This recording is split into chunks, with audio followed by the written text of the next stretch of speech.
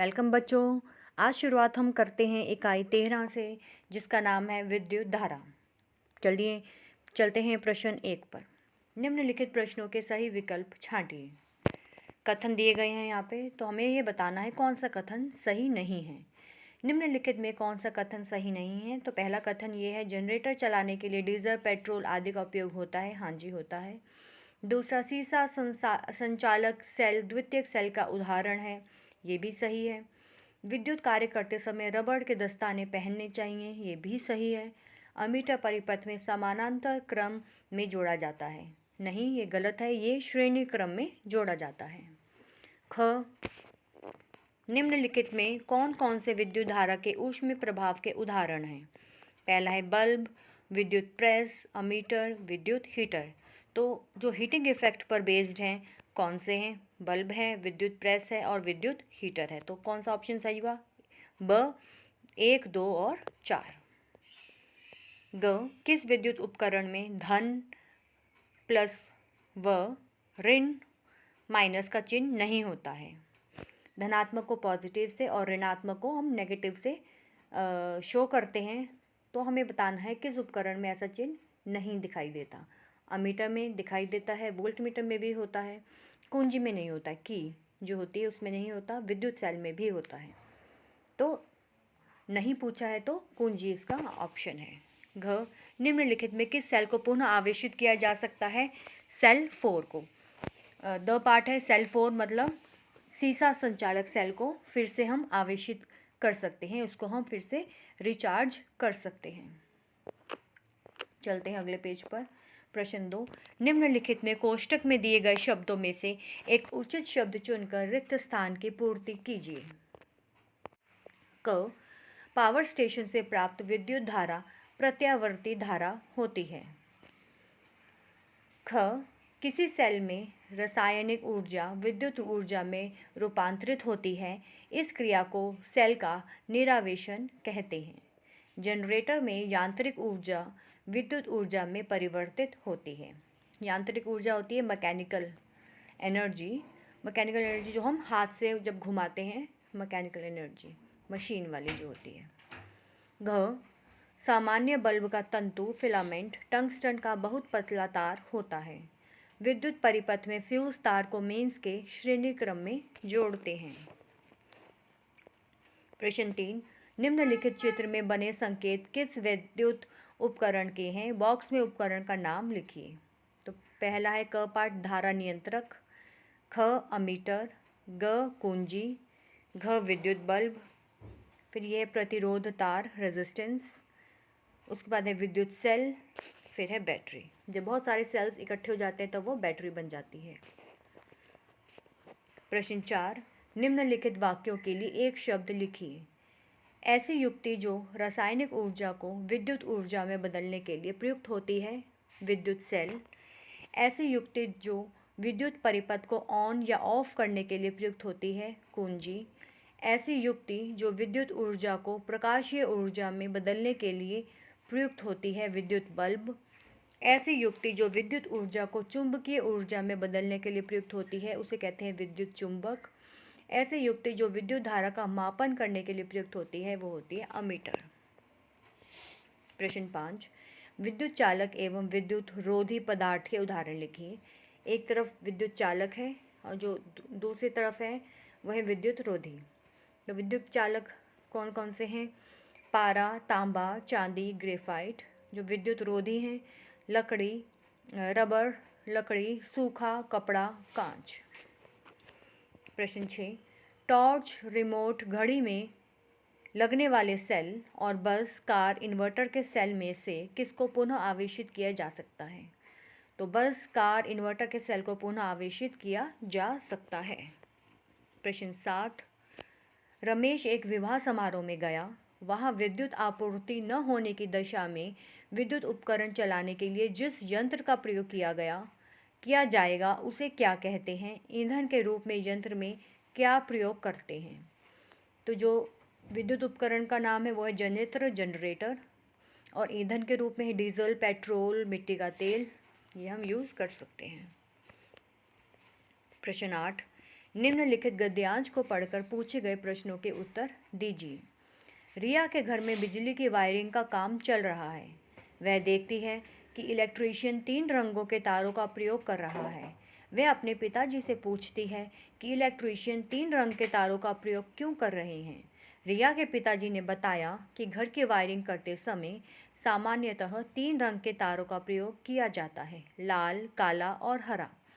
लाल रंग का तार हमेशा फेज लाइन के लिए प्रयोग करते हैं, जिसमें बिजली होती है। इसे जीवित तार या लाइव वायर कहते हैं। काले रंग के तार को उदासीन तार या न्यूट्रल वायर कहते हैं।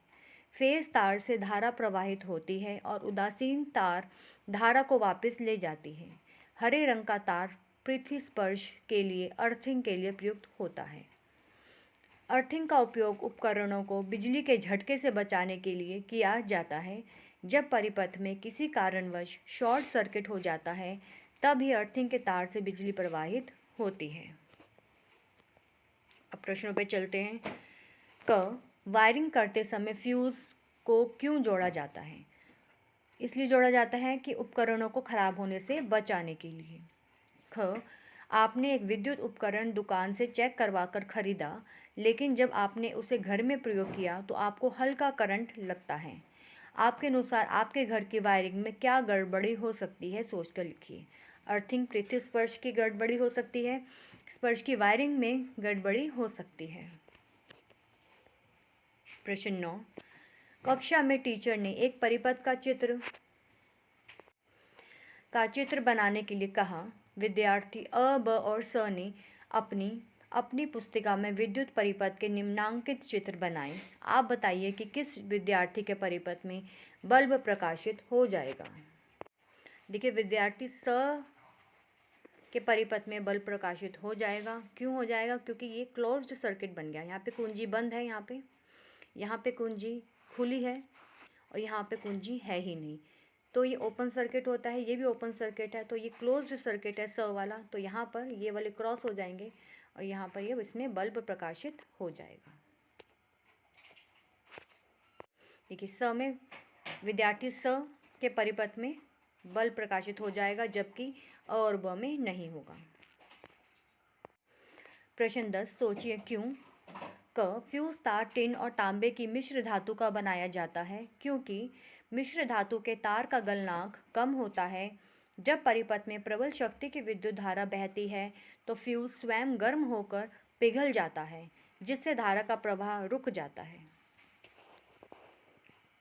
ख, विद्युत बल्ब या ट्यूबलाइट में वायु को पूरी तरह से निकालकर अक्रिय गैस भर देते हैं। अक्रिय गैस कौन सी होती है? आर्गन। यदि बल्ब का फिलामेंट ऑक्सीजन हवा के संपर्क में आया तो ऑक्सीकृत होकर भंगुर हो जाएगा और टूट जाएगा, इसलिए अक्रिय गैस भर देते हैं।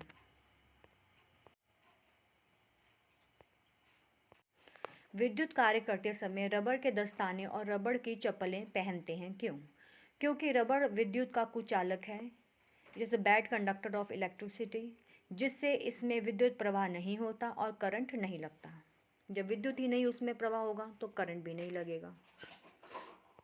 प्रश्न 11, रमेश को अपनी बहन का जन्मदिन मनाना है। रमेश को इस कार्यक्रम हेतु कुछ विद्युत उपकरणों की आवश्यकता होगी। रमेश एक तालिका तैयार करना चाहता है जिसमें ऐसे विद्युत उपकरणों के कारण और प्रयोग हेतु उपकरण लिखे हों। आप रमेश की ऐसी तालिका बनाने में सहायता कीजिए। तो तालिका है, इसके कारण है। पहला कारण, इसको संगीत सुनने के लिए चाहिए। प्रयुक्त उपकरण क्या हो सकता है? Music player system. सेकंड, सजावट के लिए चाहिए। सजावट विद्युत बल्ब। विद्युत के लिए जनरेटर या इन्वर्टर। रोशनी एवं हवा के लिए विद्युत बल्ब चाहिए और पंखे इत्यादि। प्रश्न 12, रहीम के घर में लगे विद्युत उपकरण पंखे, टीवी, बल्ब अचानक खराब हो गए। रहीम ने इलेक्ट्रीशियन को बुलाया और इन्हें सही करने को कहा तथा यह भी पूछा कि अचानक से सारे उपकरण क्यों खराब हो गए। इलेक्ट्रीशियन ने बताया कि अचानक प्रबल शक्ति की विद्युत धारा प्रवाहित होने से ऐसा हुआ। आपके अनुसार रहीम को क्या करना चाहिए जिससे भविष्य में प्रबल विद्युत धारा से विद्युत उपकरणों को बचाया जा सके। रहीम को अपने घर में फ्यूज़ लगाना चाहिए। नेक्स्ट पेज पर आते हैं। प्रश्न 13। राधा को 1 रुपये का सिक्का, तांबे का तार, एल्युमिनियम का तार, कागज, रबड़, सूखी लकड़ी, कांच आदि सामग्री देकर उसके अध्यापक ने चित्र के अनुसार बने परिपथ की सहायता से विद्युत चालक व विद्युत रोधी पदार्थों की सूची अलग अलग बनाने को कहा। राधा किस प्रकार विद्युत चालक व विद्युत रोधी पदार्थों को पहचानेगी और उन्हें छांटकर अलग करेगी। तो यहाँ पर हमें पदार्थों को अलग अलग लिखना है। कैसे करेगी? विद्युत चालक कौन से पदार्थ होंगे? तो विद्युत चालक पदार्थों को अगर ए और बी के बीच में लगाया जाएगा और इस कुंजी को बंद कर दिया जाएगा, तो बल्ब जो है वो हमारा जल जाएगा, ग्लो करेगा। और जो विद्युत रोधी होंगे उनमें वो बल्ब नहीं जलेगा। तो चलिए देखते हैं। तो विद्युत चालक कौन से होंगे जिनसे बल्ब जो है वो जल जाएगा, ग्लो करेगा? 1 रुपये का सिक्का, तांबे का तार, एल्युमिनियम का तार। और विद्युत रोधी कौन से हैं? कागज़, रबड़, सूखी लकड़ी, कांच। इनको ए और बी के बीच में लगाने पर कोई चेंज नहीं होगा, मतलब बल्ब ग्लो नहीं करेगा। प्रश्न 14। गणना कीजिए। किसी चालक में, अब यहाँ पर जो है वो न्यूमेरिकल्स आ गए हैं। किसी चालक में 75 कूलम आवेश 15 सेकंड में तक प्रवाहित किया जाता है। चालक में प्रवाहित धारा की गणना कीजिए। तो विद्युत धारा का जो फॉर्मूला है वो होता है चालक में प्रवाहित आवेश की मात्रा Q डिवाइडेड बाय विद्युत आवेश के प्रवाह का समय T इज इक्वल टू, जो हमें गिवन है Q दिया हुआ है, हमें चार्ज दिया है वो है 75, समय दिया है 15 सेकेंड, दोनों को डिवाइड किया 15 5 75, तो हमारा आंसर आ गया 5 एम्पियर। तो विद्युत धारा की जो यूनिट है, विद्युत धारा को हम किस में मापते हैं? तो वो है एम्पियर में। तो आंसर है हमारा 5 एम्पियर। नेक्स्ट है, किसी बल्ब से 220 वोल्ट पर 2 एम्पियर धारा प्रवाहित होती है तो फिलामेंट का प्रतिरोध कितना होगा? तो प्रतिरोध का जो फॉर्मूला है is equal to V divided by I। V होता है विभवांतर potential difference divided by current विद्युत धारा। विभवांतर दिया है 220 वोल्ट, पोटेंशियल जो डिफरेंस है 220 दिया है डिवाइडेड बाय 2। तो यहाँ से कटने के बाद हम जब इसको कैंसिल आउट करेंगे तो आ जाएगा 110 ओम। प्रतिरोध की जो यूनिट होती है वो ओम होती है। नेक्स्ट, 12 वोल्ट विभवांतर के 2 बिंदुओं के बीच 2 कूलम आवेश को ले जाने में किए गए कार्य की गणना कीजिए। जो किया गया कार्य है वो होता है व्यय ऊर्जा, जूल में रिप्रेजेंट करेंगे। उसका फॉर्मूला है विभवांतर V मल्टीप्लाइड बाय प्रवाहित आवेश कूलम में। V दिया है हमें 12 वोल्ट और आवेश दिया है 2 कूलम, दोनों को जब हम गुणा करेंगे तो 24 जूल। कार्य की जो यूनिट है वो कूल होती है। वर्क डन वो बराबर है व्यय ऊर्जा के, कितनी पावर डिसिपेशन हुआ। फिर किसी विद्युत बल्ब के तंतु में से 1 एम्पियर धारा 10 मिनट तक प्रवाहित होती है। विद्युत परिपथ से प्रवाहित विद्युत आवेश की गणना कीजिए। आवेश का फॉर्मूला है Q इज इक्वल टू विद्युत धारा मल्टीप्लाइड बाय समय, I इंटू टी होता है, Q is equal to I into T. तो विद्युत धारा दी हुई है 1 एम्पियर गुणा 10 मिनट। मिनट को हमें बदलना पड़ेगा सेकंड में। 1 मिनट में कितने सेकंड्स होते हैं? 60 सेकंड। तो उसको हमने गुणा कर दिया, 10 को 60 से गुणा किया यहाँ पे, तो यहाँ पर आ गया 600 की यहाँ पे गुणा की तो 600 कूलाम्ब आ गया। ये इसका आंसर होगा कि जो प्रवाहित विद्युत आवेश है वो हो जाएगा 600 कूलाम्ब। इसी के साथ हमारी ये इकाई यहीं समाप्त होती है। धन्यवाद।